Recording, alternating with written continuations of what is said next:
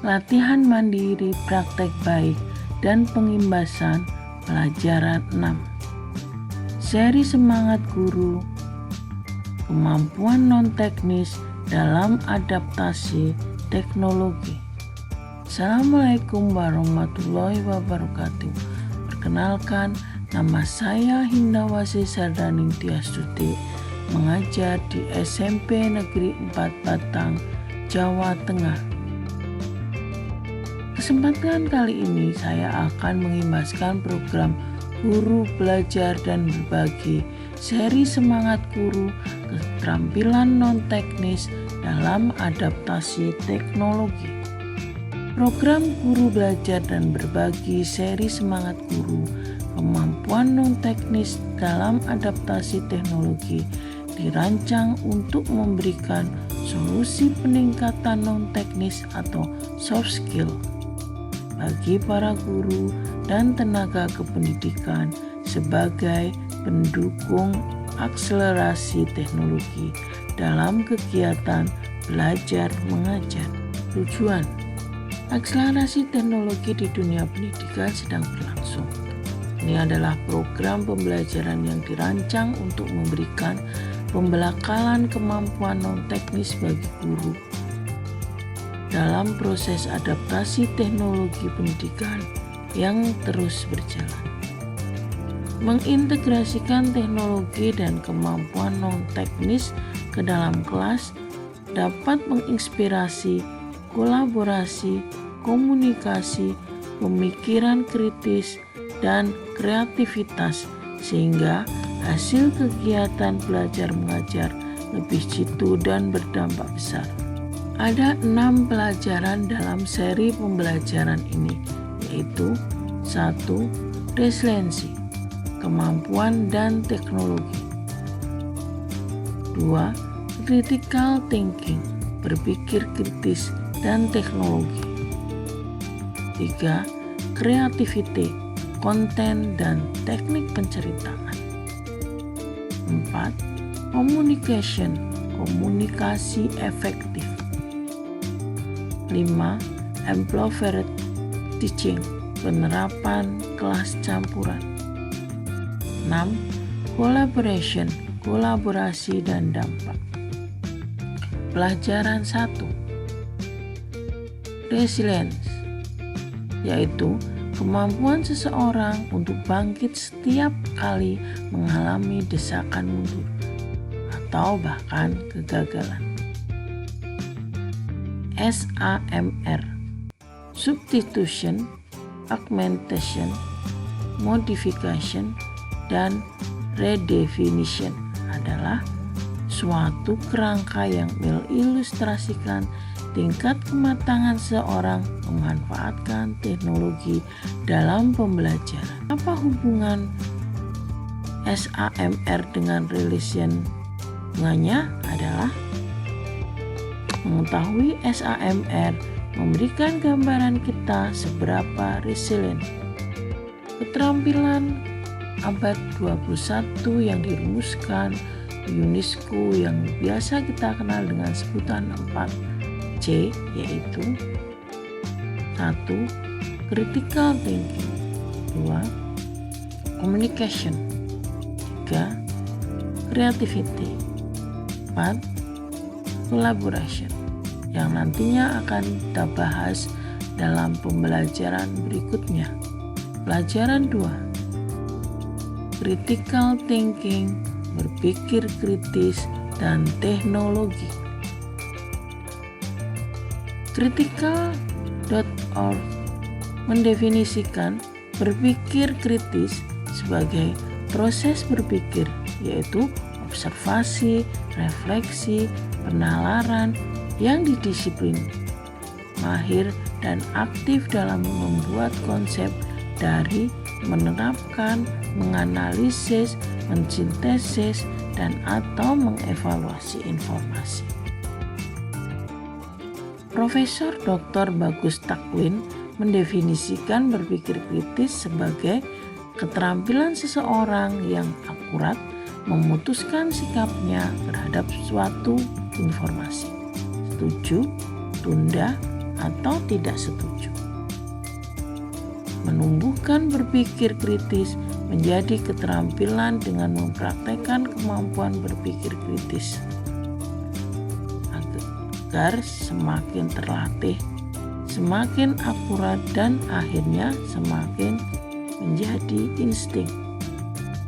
Saya jadi sadar, saya jadi terpikir sebagai teknik latihan berpikir kritis. Praktek ini terdiri dari dua komponen. Observasi diekspresikan lewat pernyataan saya baru sadar bahwa. Insecure diekspresikan lewat pernyataan saya jadi berpikir bahwa jangan-jangan pesan. Pelajaran 3. Kreativiti, konten, dan teknik penceritaan. Kemampuan bercerita merupakan kesanggupan atau kekuatan yang dimiliki individu untuk menyampaikan gagasan atau ide secara lisan maupun tulisan yang mengisahkan tentang perbuatan, pengalaman, atau kejadian. Konten adalah segala bentuk komunikasi, terutama audiovisual yang berisi sebuah informasi, tuturan, atau ajakan. Ada 3 tahap dalam membuat konten: membuat rencana, mengeksekusi, memasarkan. Pelajaran 4. Communication, komunikasi efektif. Komunikasi yang efektif adalah proses pertukaran ide, pemikiran, pengetahuan, dan informasi yang disajikan dengan cara yang paling dipahami oleh penerima, sehingga tujuan atau niat dapat terpenuhi dengan sebaik mungkin. Komunikasi sekarang ini di era komunikasi virtual. Komunikasi yang efektif mencakup keterampilan seperti komunikasi verbal dan nonverbal. Pelajaran 5. Improvised teaching, penerapan kelas campuran. Kelas campuran, ada yang menyebutkan istilah blended learning, adalah kelas yang menerapkan pelajaran campuran sehingga murid mendapatkan pengalaman belajar yang optimal. Kelas campuran memiliki 4 ciri, yaitu 1. Setidaknya mengikuti pelajaran asinkron yang memungkinkan murid merdeka mengatur waktu, tempat, alur, dan tempo belajarnya. 2.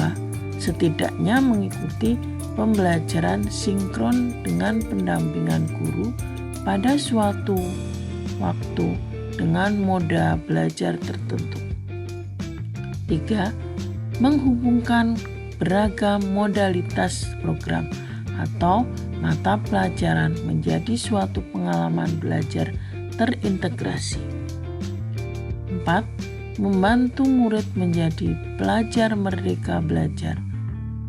Komitmen pada tujuan, mandiri pada cara, dan reflektif dalam mencapai sasaran belajar yang disepakati.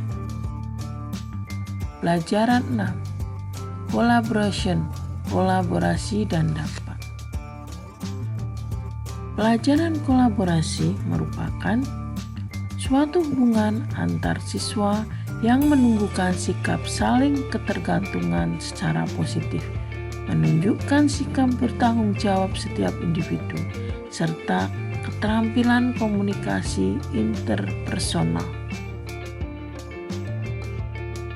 Pembelajaran kolaboratif merupakan sebuah proses di mana peserta didik pada berbagai tingkat kemampuan atau kinerja kerjasama dalam kelompok kecil menuju tujuan bersama.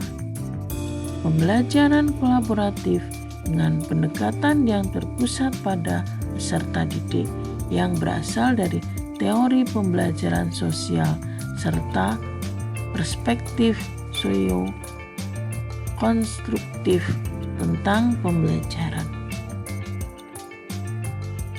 Kolaborasi dapat diklasifikasikan sekurang-kurangnya pada 3 ranah, yaitu kolaborasi sebagai kompetensi, bukan hanya untuk siswa.